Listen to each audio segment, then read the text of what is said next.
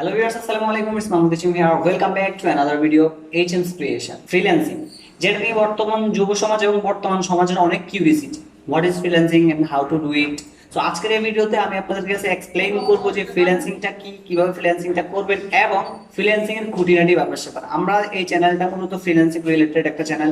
So আপনি যদি নতুন হয়ে থাকেন আমাদের চ্যানেলে তাহলে অবশ্যই আমাদের চ্যানেলটি সাবস্ক্রাইব করে রাখবেন এবং প্রেস করে রাখবেন বেল বাটনটি, কারণ ইন ফিউচার আমরা ফ্রিল্যান্সিং সম্পর্কে অনেক টিপস এন্ড ট্রিক্স আপনাদেরকে কন্টিনিউয়াসলি দিয়ে থাকবো। So without wasting any more time, let's jumping to the ভিডিওটি স্টার্ট করার একটা কথা বলে রাখি, যদি আপনি আমাদের এই চ্যানেলের নতুন ভিউয়ার্স হয়ে থাকেন তাহলে please hit the subscribe button and press the bell button, আর যদি অলরেডি আপনি আমার সাবস্ক্রাইবার হয়ে থাকেন থ্যাংক ইউ সো মাচ।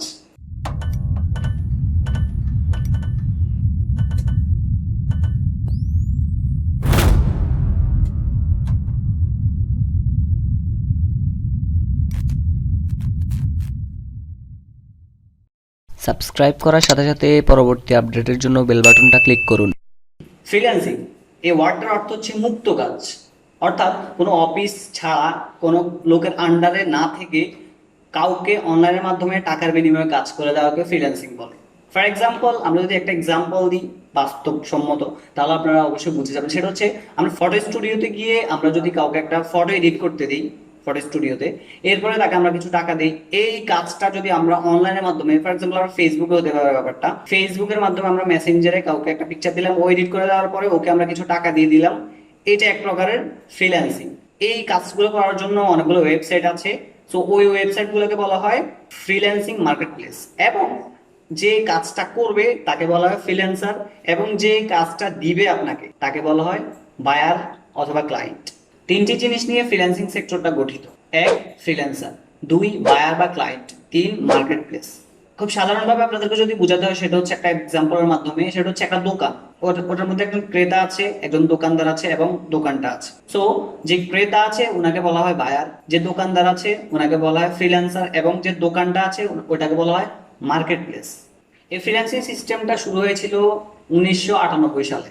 তখন একটা মার্কেটপ্লেসের মাধ্যমে এই জার্নিটা শুরু হয়েছিল, এবং ডে বাই ডে এটার উন্নতি এখন সবাই দেখতে পাচ্ছে। এখন একটা প্রশ্ন আসতে পারে যে ফ্রিল্যান্সিং সেক্টরে এসে কি কি কাজ করা যেতে পারে।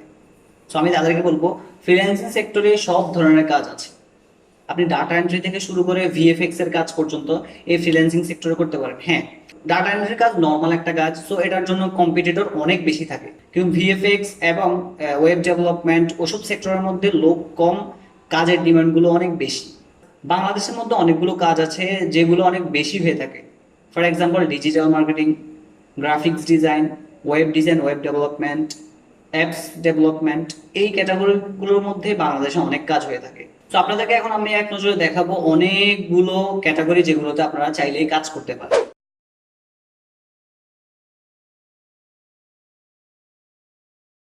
এরপর প্রশ্ন আসতে পারে যে ফ্রিল্যান্সিং করতে হলে কি কি যোগ্যতা থাকা লাগে।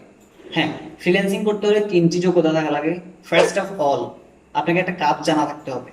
অর্থাৎ যেমন আমি কাজ করি গ্রাফিক্স ডিজাইন, ভিডিও অ্যানিমেশন অথবা ভিডিও এডিট নিয়ে। এবং সেকেন্ড, সেটা হচ্ছে কমিউনিকেশন।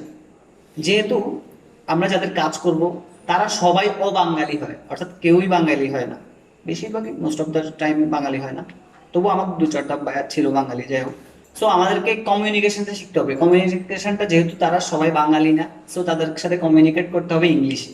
সো কমিউনিকেশনের জন্য ইংলিশ মোস্ট ইম্পর্টেন্ট। ফ্রিল্যান্সিং করার জন্য সবচেয়ে গুরুত্বপূর্ণ হচ্ছে ইংলিশ এবং কমিউনিকেশনটা কিভাবে হবে সেটা হচ্ছে ইংলিশে হবে। এবং থার্ড যে রুলসটা আছে, যে যোগ্যতাটা আপনাকে গ্যাদার করতে হবে, সেটা হচ্ছে ইন্টারনেট ইউজ করা আপনাকে জানতে হবে, যেটা বেসিক্যালি এখন সবাই জানে। এটা তোমার তবু একটা ক্যাটাগরি। এটা তিনটা জিনিস: প্রথম হচ্ছে কাজ, সেকেন্ড কমিউনিকেশন, সেটা হচ্ছে ইংলিশে, আর থার্ড ইন্টারনেট ইউজ করা জানতে হবে আপনাকে। তো আশা করি ফ্রিল্যান্সিং এর ফান্ডামেন্টাল যে ব্যাপার-স্যাপার আছে সেগুলো আপনাদের বুঝে এসেছে। এখন আপনাদেরকে আমি র্যান্ডমলি কিছু কথা বলবো, সেটা হচ্ছে যারা ফ্রিল্যান্সিংটা স্টার্ট করতে চান তাদের জন্য কিছু কথা। আর তা হলো, ফ্রিল্যান্সিং যদি আপনি স্টার্ট করতে চান, প্রথমে আপনাকে একটা কাজ শিখে নিতে হবে। সেটা হোক গ্রাফিক্স ডিজাইন, সেটা হোক ওয়েব ডেভেলপমেন্ট, সেটা হোক এভরিথিং। যে ক্যাটাগরিগুলো আপনাদেরকে দেখিয়েছিলাম সেখান থেকে যে কোনো একটা ক্যাটাগরির কাজটা আপনি শিখে নেবেন। শিখে নেওয়ার পরে মার্কেট প্লেসে আপনারা অ্যাপ্লাই করা শুরু করবেন। কাজ শিখার মাঝখান থেকে আপনারা মার্কেট প্লেসে ট্রাই করা স্টার্ট করবেন। কারণ হচ্ছে আপনারা যদি কাজ শিখার আগেই মার্কেট প্লেস ট্রাই করেন তাহলে আপনাদের নাম খারাপ হবে, আপনাদের স্টার রেটিং, আপনাদের রিভিউগুলো খারাপ হবে। সো যার কারণে আপনাদের ফিউচার যে ফ্রিল্যান্সিং ক্যারিয়ারটা আছে সেটা ধ্বংস হয়ে যাবে। সো এই জন্য আপনাদেরকে রিকমেন্ড করবো আপনারা এখন প্রথমে একটা কাজ শিখে স্টার্ট করেন।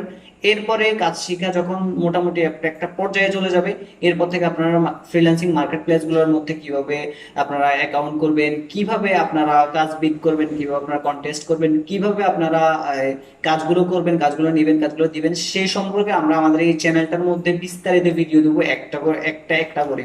কিভাবে আপনারা মার্কেট প্লেসে অ্যাকাউন্ট খুলবেন এবং কিভাবে আপনারা টাকা উইথড্র দিবেন, সে পর্যন্ত সবগুলো ইনশাল্লাহ আমরা এই চ্যানেল থেকে পরিষ্কারভাবে আপনাদেরকে ধারণা দিয়ে যাব। সো আজকের মতো এতটুকুই থাকবে ভিডিওটি।